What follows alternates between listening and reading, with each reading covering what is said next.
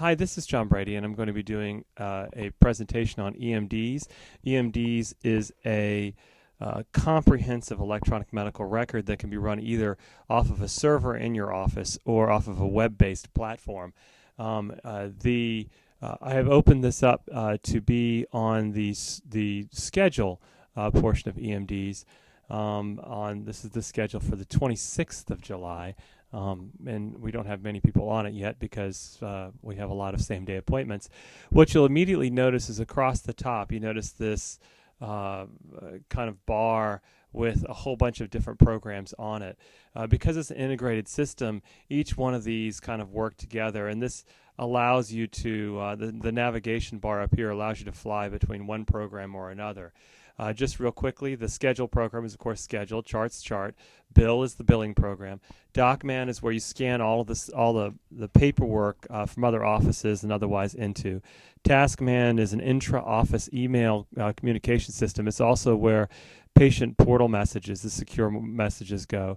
And then Refill is where all the refills go. There are some other icons, but I don't need to worry about those right now.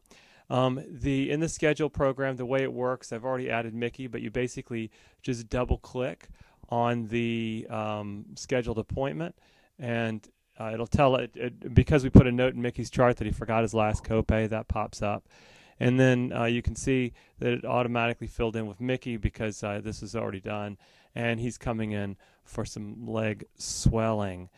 You can also see that there are some reminders down at the bottom that he needs his hemoglobin A1C, and that was due way back in 2003. And I also haven't been necessarily quite as slack on his lipid panel and his microalbumin.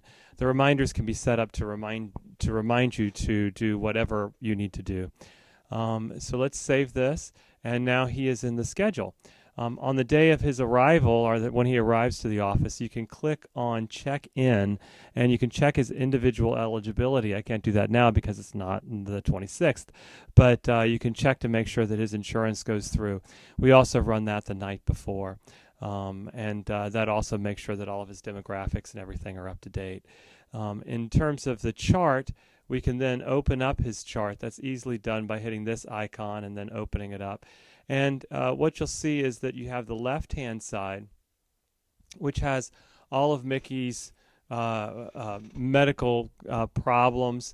This is where the current problems, allergies, medications, previous medical history, family history, social history, and substance abuse history. All of these kind of things go in together. It's interesting that he has had gonorrhea and he's got some issues with pyromania, so you need to be somewhat careful of Mickey. Okay, so let's collapse all those. And you can also, if you review them at the time of the thing, you can hit review all, and then that transfers over into the note. In order to open up the note with the different problems, you just basically hit, let's say, a follow-up problem. We'll do his hypertension. You click on that, hit accept. And then when you're seeing Mickey, you can just either, if we've seen him before for this problem, we could say, oh, well, let's just transfer over the note from before, make sure that that's all correct. Or the other thing we can do is we can click on that note, go back to the basic template model, and you can say, oh no, it's now been 3 years since his hypertension was diagnosed, and he is now exercising and eating a low sodium diet. And so you can change things, and what you'll see is over here, that's what the text is going to look like in the actual note. And so then you can just close that out, and it automatically drops it down. You can also free text if you want. That's easily done by clicking this little thing. But we won't worry about wasting time doing that. Review of systems, the same thing. You can click from previous review of systems, or you can just hit the basic template and go down and say, oh no, he's having some fevers and chills as well. And then that drops into the review of systems. The family, previous medical history, family history, social history can carry over automatically. Obviously, you want to make sure that those are all correct. And then you can either add vital signs, or if the nurse puts them in, if you have a nurse, those can be put in easily enough. The exam, same thing. You can use the old exam if you want to. You can also have a template. If it's a normal follow-up, you can have a template that has, for instance, just low back pain, and the whole note can drop in, which is kind of convenient. It scares me a little bit, so I do each of these little sections independently. But again, you can just click, basic things, or you can go back from a previous one. Let's say he's well-nourished but obese, or well-developed but obese, moderately obese. All right, and you can see how that just drops down. When you're done with the note, you already have the different diseases that you're worried about. You can then order blood work. It's time for his lipid panel and his comprehensive metabolic panel and his hemoglobin A1C. So let's go ahead and accept those. And you can also use the E&M coder where it'll tell you, oh, look, we've reached enough boxes checked to be a 99213. So let's accept that. You then close out of the note, which I won't do in this case because I don't need to save another note for Mickey. And that automatically gets ready to transfer the level 3 visit and the diagnosis codes to the billing software.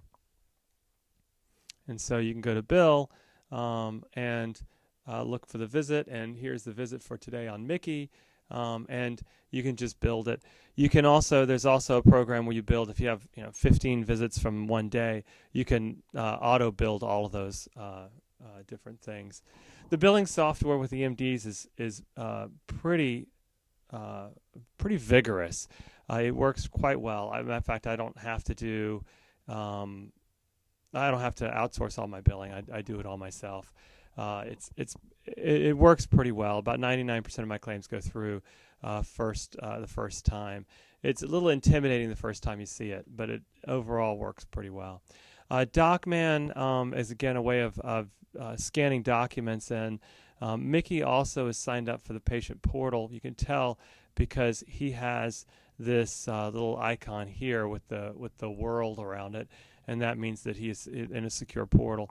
So I can send Mickey emails if I want to, and securely email something to him. If you want to attach labs and stuff, they can automatically be attached as well, which makes patient callbacks and things like that a lot easier. If you have any questions regarding E-MDs, then please give me a call. This is a very, very brief kind of thing. It's pretty because it's Windows based. It's pretty easy for me to learn. It was pretty easy for me to learn. It works quite well. I've tried other softwares and they didn't seem to work as well. The problem with E-MDs is it can get expensive. It runs approximately, for me, it runs about $5,000 to $6,000 a year. But by the time you add in the cost of the server and other issues, it ends up being maybe closer to $8,000 a year, which is somewhat expensive for an EMR, particularly given that you can get some other ones for free. However, the transfer of information from one EMR to another is still in its infancy, and so we would have to, if we were switching to another EMR, we would have to, it would cost a lot of money and it would be very, very difficult. If you have any questions, specific questions, then please let me know. I'm happy to address anything, but this concludes the short presentation on E-MDs. Thank you so much. Bye.